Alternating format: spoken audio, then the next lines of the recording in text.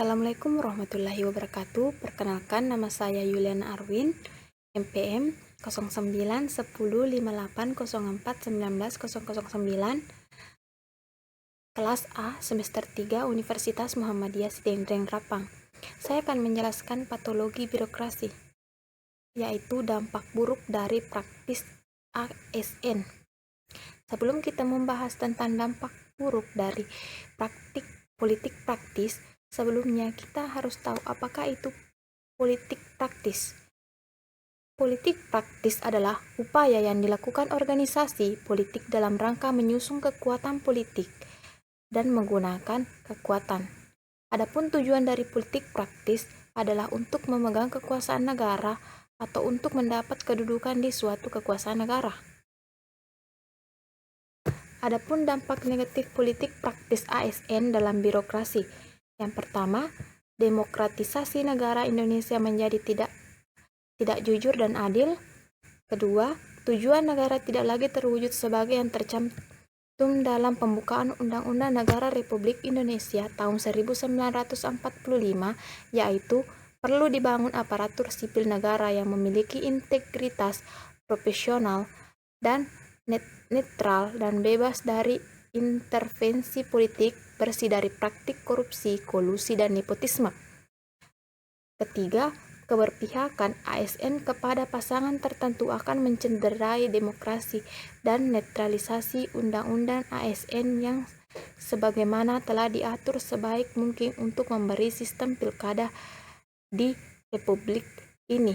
Dan yang keempat, jika ASN terbukti melanggar, maka akan diberikan sanksi yang akan menghabiskan karir ASN yang ditempuh. Adapun fungsi ASN sebagai pilar dalam penegakan demokrasi. 1. Sebagai pelayanan publik. Masalah pelayanan publik di sektor publik yang belum sepenuhnya memuaskan masyarakat banyak dijumpai di negara-negara berkembang seperti di Indonesia. Mengingat masih lemahnya birokrasi yang sering kita lihat dan rasakan sebagai contoh masalah pelayanan publik yang belum optimal, ASN ini sebagai penyelenggara pemerintah diberikan tanggung jawab untuk merumuskan langkah-langkah strategis dan upaya-upaya kreatif guna mewujudkan kesejahteraan masyarakat secara adil, demokratis, dan bermartabat. ASN juga diatur dalam Undang-Undang Republik Indonesia Nomor 5 Tahun 2014, yaitu ASN diharapkan mampu memperbaiki manajemen pemerintahan yang berorientasi pada pelayanan publik, karena PNS tidak lagi berorientasi melayani atasannya, melainkan masyarakat.